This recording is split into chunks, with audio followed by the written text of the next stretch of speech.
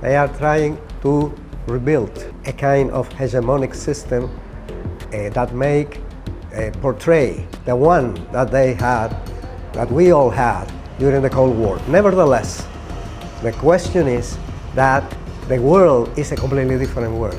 Nations are not going to respond. Governments are not going to respond on the Cold War pattern. So most countries in Latin America, for instance, don't respond to the US call for alignment as they did during the Cold War.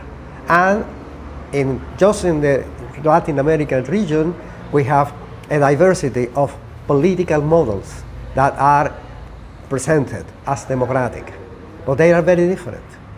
Then, this is the same thing in Asia, this is the same thing in the rest of the world.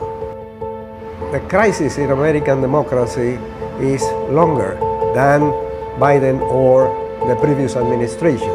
Is the lack of credibility of political systems, because of the Trump administration was a contradiction, a fundamental negative position vis-a-vis any idea about democracy.